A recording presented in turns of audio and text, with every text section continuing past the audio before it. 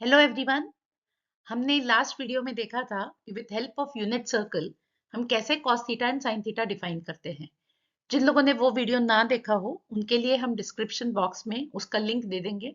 तो मेरी आपसे रिक्वेस्ट है कि आप उसे पहले देखें और उसके बाद में इस वीडियो को देखें और एंड तक देखिए तो आपको क्लैरिटी आएगी। तो यहाँ पर मैंने जो यूनिट सर्कल ड्रॉ किया है उसमें आपका क्या ऑब्जर्वेशन है that there is a point P such that OP makes angle theta and वो एंगल थीटा मैंने एरो के साथ में दिखाया है और वो थीटा जो है वो पॉजिटिव एक्स एक्सिस के साथ में है।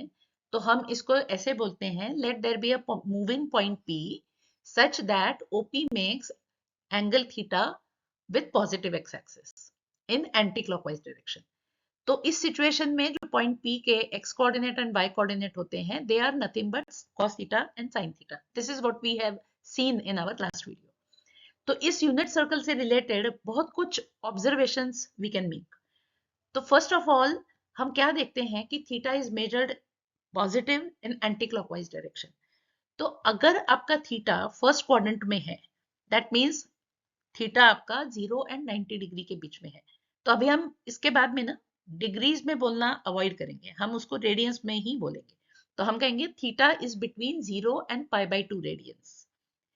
If point P is in second quadrant, then theta is between 90 degree and 180 degree, जिसको हम बोलते हैं theta is between π/2 radians and pi radians.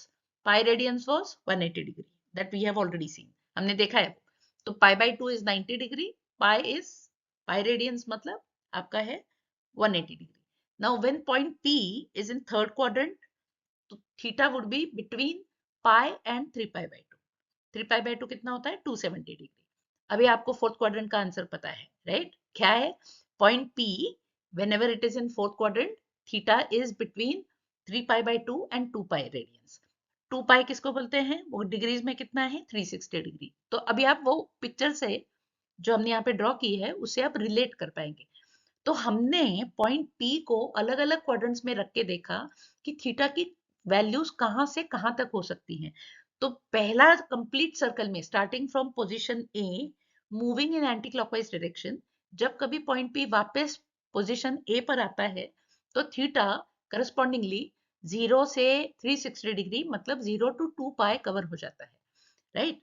तो that means theta can take positive values between 0 and 2π। अभी हमें किसने रोका है? We can allow point P to move further also. So what if point P continues to move in anti-clockwise direction? मतलब पहला circle complete होने के बाद में सेकंड, थर्ड, फोर्थ ऐसे बहुत सारे सर्कल्स पे आप पॉइंट P को मूव करा सकते हैं। अगर वैसा है तो what would be theta? That theta next वाले सर्कल में 2π to 4π रेडियंस कवर करेगा, उसके अगले वाले सर्कल में 4π to 6π कवर करेगा, फिर 6π to 8π कवर करेगा एंड सो ऑन। यहाँ तो मैंने केवल 2-3 ही आपको दिखाए that 0 to 2π, 2π to 4π, 4π to 6π, 6π to 8π। You can allow theta to increase even further. So what does that say? That says that theta can take now any positive real value. Now देखिए ये major difference है from जो आपने right triangle से trigonometry सीखी थी ना उसके कंपैरिजन में ये बहुत ही अलग है। यहाँ पर आपको थीटा जैसे कि आप कोई positive real value real number की तरह हम उसको अभी हम ट्रीट करने लगे हैं that theta can take all positive real values.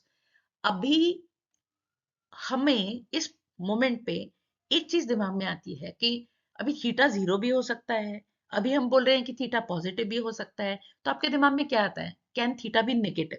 Right.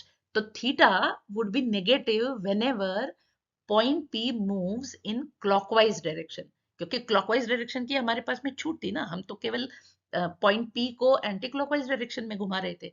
अभी अगर मैं इसको क्लॉकवाइज डायरेक्शन में घुमाऊं तो corresponding angle covered would be considered as negative angle.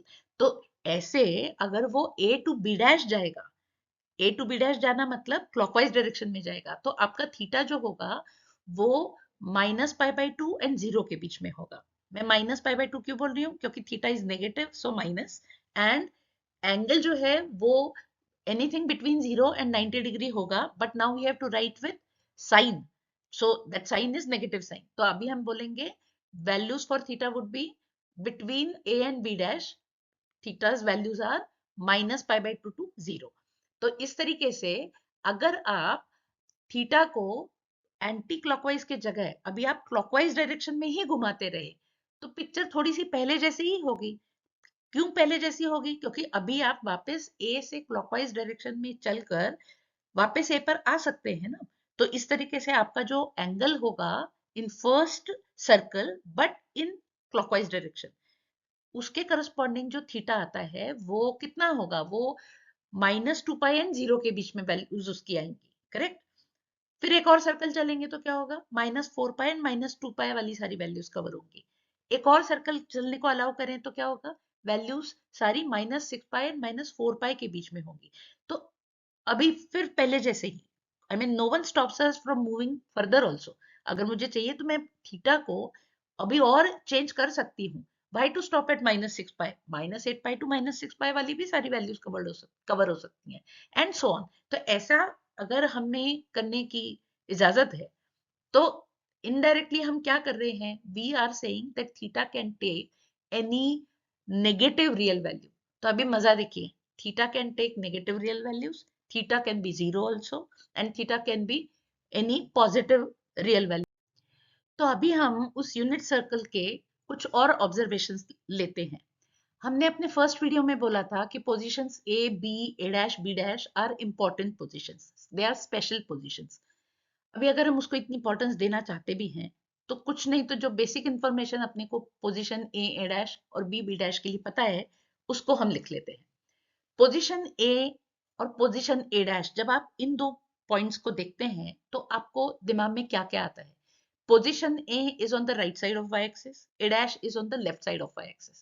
Not only that, these are the farthest positions, farthest from y-axis। अगर y-axis के से जितने आप लेफ्ट साइड में दूर जाओगे तो आपका x कोऑर्डिनेट कम होता जाएगा। आप अपनी कोऑर्डिनेट ज्योमेट्री थोड़ी सी रिकॉल करिए, वहां पे आपने देखा था कि एक्सिस पर जब आप लेफ्ट साइड में चलते हैं तो एक कोऑर्डिनेट आपका कम होता जाता है और अगर आप राइट साइड में चलेंगे एक्स एक्सिस पर तो आपका एक्स कोऑर्डिनेट बढ़ता जाता है। अभी हम एक्स एक्सिस पर नहीं मूव कर रहे हैं बट डायरेक्शन अगर आप देखेंगे तो A to B and B to A dash जब आप मूव होते हैं तो आप पोजीशन ए के रिस्पेक्ट में आप लेफ्ट साइड में चल रहे हैं। तो आपका जो एक्स कोऑर्डिनेट है वो कम होता जाएगा, वो 1 से कम होते होते -1 तक कम हो सकता है। लेकिन जब आप पोजीशन ए डैश छोड़ देंगे और अगर आप पोजीशन बी डैश की तरफ जाने लगेंगे तो आपका एक्स कोऑर्डिनेट बढ़ने लगेगा। क्यों बढ़ने लगेगा? क्योंकि अभी उस मोमेंट पे आप राइट साइड में चल रहे हैं पोजीशन ए डैश के रिस्पेक्ट में। तो आपको ये लेफ्ट राइट एक्स कोऑर्डिनेट कम होना ज्यादा होना, अगर ये क्लैरिटी कोऑर्डिनेट ज्योमेट्री की है तो आप ये पॉइंट बहुत एंजॉय करेंगे कि position A dash is the farthest position from Y axis and it is on the left side, तो this position has minimum x coordinate। तो अभी हमें क्या रियलाइज हुआ कि पोजीशन a डैश ऐसी पोजीशन है जिसका x कोऑर्डिनेट मिनिमम है एनीवेयर ऑन द सर्कल। अगर आप देखेंगे तो उनके कंपैरिजन में, और वो कितना है? वो -1 है। एंड x कोऑर्डिनेट को हमने क्या बोला था? That was cos theta. तो अगर आप इन दोनों से फर्दर कंक्लूजन निकालेंगे तो आपको क्या कंक्लूजन मिलेगा कि cos थीटा की मिनिमम वैल्यू -1 हो सकती है, नहीं तो बाकी वैल्यूज जो cos थीटा की हैं वो हमेशा -1 से बड़ी रहेंगी। तो हम इसको मैथमेटिकली कैसे लिखते हैं? -1 लेस और equal to cos theta. Okay, now think of the position A, उसमें भी हमें अभी सिमिलर एक्सरसाइज करनी है। अभी हम क्या बोलेंगे? Point A is the farthest position from y axis on the circle and इसका अभी जो x कोऑर्डिनेट होगा वो मैक्सिमम होगा और x कोऑर्डिनेट कितना है? 1 है। तो अभी मुझे क्या पता लगता है कि पॉइंट A जिसके कोऑर्डिनेट्स 1,0 हैं, ये पॉइंट y एक्सिस के राइट में है, फारदेस्ट है और इसका x कोऑर्डिनेट 1 है मैं बोल रही हूँ और वो मैक्सिमम है, x कोऑर्डिनेट cos थीटा होता है। तो इन सब से हमें क्या कंक्लूजन मिलता है? हमें कंक्लूजन मिलता है कि cos थीटा की वैल्यू जो है वो 1 के बियॉन्ड नहीं जा सकती, मतलब cos थीटा इज लेस और इक्वल टू 1। अभी हम दोनों रिजल्ट्स को कंबाइन करके लिखते हैं कि cos theta is always between -1 and 1। एक चीज यहाँ पर याद रखने जैसी है, ये जनरल रिजल्ट है that when you are allowing theta to take values between 0 and 2 pi, allowing theta to move say in anti-clockwise direction, तो आपको हमेशा cos theta की वैल्यू between -1 and 1 मिलेगी, and -1 and 1 are inclusive। अभी एक चीज आपको याद रखनी है कि यहाँ पर आपने थीटा 0 to 2 पाई लिया है। कोई अगर आपको 0 and पाई बाई 2 के बीच में बोलेगा तो कॉस थीटा की वैल्यू कहां से कहां तक वेरी हो सकती है, तो आप केवल एक्स कोऑर्डिनेट पर कॉन्सेंट्रेट करिए। एक्स कोऑर्डिनेट 1 था, कम होकर वो पोजीशन बी पर 0 हो जाता है, तो in that case we will say cos theta is between 0 and 1। We will not highlight value -1। हम हाईलाइट क्यों नहीं करेंगे, क्योंकि फर्स्ट क्वाड्रेंट में अगर आप केवल थीटा को अलाउ कर रहे हैं चेंज होने का, तो उस केस में cos थीटा की वैल्यू 0 से बढ़कर 1 तक ही बन सकती है, -1 कभी आती नहीं है। Then why to highlight -1? तो ऐसे आपको थीटा की वैल्यूज कहां से कहां तक है, इसको भी कंसिडरेशन में रखकर फिर cos थीटा के ऊपर ये जो कंडीशन आई है इसका ख्याल करना पड़ेगा। तो right now I will say that whenever theta is between 0 and 2 pi, तो cos theta takes values between -1 and 1। अभी मैं श्योर हूं कि आपने पोजीशन ए और ए डैश को अगर समझ लिया है, तो ऐसी सिमिलर एक्सरसाइज आप positions B and B dash करने के लिए भी रेडी हो गए हैं।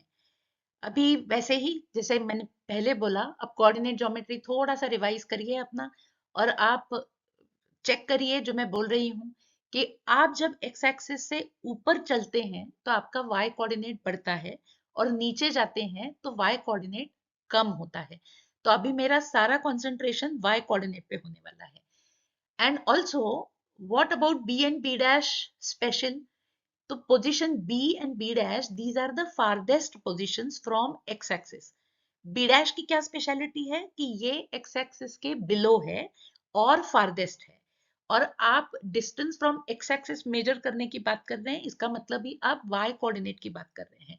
तो बी डैश की स्पेशलिटी एक और मैं क्या बोल सकती हूँ, ये फारदेस्ट होने से इसका वाई कोऑर्डिनेट जो है वो मिनिमम है। मैं मिनिमम क्यों बोल रही हूँ, क्यों इसके नीचे नहीं जा सकता, क्योंकि उस केस में आपको बी डैश का की जो पोजीशन है उससे भी और नीचे जाना पड़ेगा। तो लेकिन उस केस में आप सर्कल छोड़ देंगे, ऐसा नहीं चलेगा ना। हमें सर्कल पे रहकर चेक करना है कि is there any other point which has less Y coordinate then what B dash has.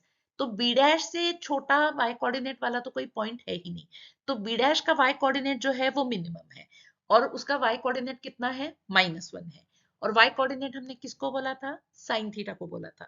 तो अभी हम इन दो स्टेटमेंट से क्या कंक्लूजन निकाल सकते हैं कि साइन थीटा की वैल्यू जो है इट इज -1 और मोर देन -1। सो इसको मैथमेटिकली हम कैसे लिखेंगे, -1 लेस और equal to sine theta. This is about position B dash. ऐसा ही अभी सिमिलर एक्सरसाइज आप बी के लिए करिए।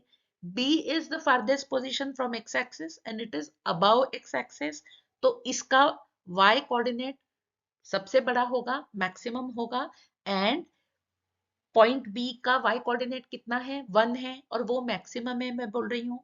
और साइन थीटा क्या था, it is nothing but why coordinate. अभी इन दोनों स्टेटमेंट्स को अगर आप कंबाइन करेंगे तो आपको क्या मिलेगा, दैट साइन थीटा की वैल्यू जो है वो 1 के बियॉन्ड नहीं जा सकती। तो अभी हम इसको मैथमेटिकली कैसे लिखते हैं, साइन थीटा लेस और इक्वल टू 1। अभी we have sine theta greater or equal to -1, and also we have sin theta less or equal to 1. When we combine these two, what we will get? We will say sin theta is between -1 and 1.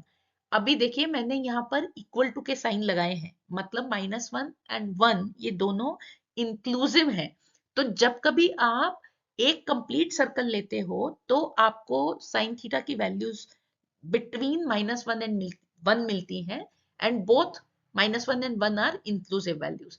अगर जैसे मैंने पहले cos theta के case में बोला, वैसे अगर आपने कोई दूसरा क्वाड्रेंट लिया, not complete 0 to 2 pi, I mean not complete circle, अगर आप सपोज केवल से सेकंड क्वाड्रेंट में है, तो उस केस में क्या होगा, आपका जो y कोऑर्डिनेट है वो बिटवीन 0 एंड 1 होगा। अगर आपका y कोऑर्डिनेट बिटवीन 1 एंड 0 ही है या 0 एंड 1 है, तो आपका साइन थीटा इसका मतलब उस केस में 0 के नीचे आता ही नहीं है। In that case we will not highlight -1। अभी आप समझिए कि अगर आप फोर्थ क्वाड्रेंट में है, तो y कोऑर्डिनेट कहां से कहां तक चेंज हो रहा है, -1 टू 0 चेंज हो रहा है, राइट? तो आपका जो y कोऑर्डिनेट है वो अगर -1 टू 0 चेंज होगा, तो इसका मतलब आपका साइन थीटा -1 टू 0 चेंज होगा। In that case we will not highlight 1। तो जब कभी हम -1 टू 1 वाला स्टेटमेंट लिखते हैं, तो प्लीज एक चीज समझ लीजिए कि आपका जो थीटा है वो बिटवीन 0 एंड 2 पाई ऐसी सिचुएशन में है, तभी हम ये मिनिमम एंड मैक्सिमम वाली कंडीशंस लिखेंगे। तो अभी हमने क्या क्या पढ़ा? हमने सीखा कि theta can take any real value, मतलब जब हम उसको रियल वैल्यू बोल रहे हैं तो all negative values, zero and positive values theta can take. Cos theta की मिनिमम एंड मैक्सिमम वैल्यूज के बारे में पढ़ा, साइन थीटा की मिनिमम एंड मैक्सिमम वैल्यूज के बारे में पढ़ा। There are some more conclusions from unit circle that I will get in the next video. मैं नेक्स्ट वीडियो में अगली चीजें लेकर आती हूँ। Till then stay tuned. Thank you.